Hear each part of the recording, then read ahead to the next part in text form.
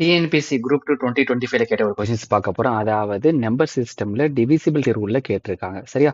So 311 311 இந்த மாதிரி ஒரு செட் நம்பர் கொடுத்துட்டு இந்த நம்பர் வந்து பார்த்தீங்கன்னா 4 ஆப்ஷன்ஸ் கொடுத்துருக்காங்க. 3 11 டிவிசிபிள் ஆகுமா இல்ல ஆகாதா அப்படின்ற மாதிரிலாம் கொடுத்துருக்காங்க. அப்ப நல்லா லிசன் பண்ணிக்கோங்க.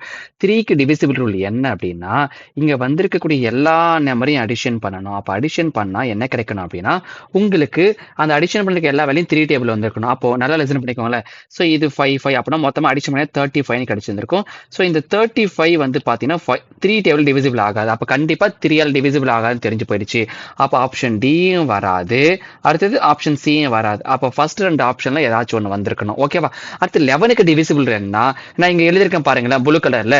அந்த அல்டர்னேட்டிவ் சீரிஸ் எல்லாம் நீங்க டிஃபரன்ஸ் எடுத்து பார்க்கணும். ஆடு பிளேஸ் ஈவன் பிளேஸ்ல வந்திருக்கக்கூடிய எல்லாருமே டிஃபரன்ஸ். அதாவது ஆடு பிளேஸ்ல வந்திருக்க நம்பர் அடிஷன் பண்ணி வச்சுக்கணும். அதே மாதிரி ஈவன் பிளேஸ்ல வந்திருக்கக்கூடிய நம்பர் அடிஷன் பண்ணி வச்சுக்கணும். டிஃபரன்ஸ் எடுத்தா 0 இல்ல 11 மடங்குல வரணும். அப்ப 19 மைனஸ் 16னா நமக்கு என்ன கிடைச்சிருக்கு? 3. அப்ப இங்க 0 வந்திருக்கணும் இல்ல 11 மடங்குல வந்திருக்கணும். அப்ப இது என்ன வந்திருக்கு? வேற மாதிரி வந்திருக்கு.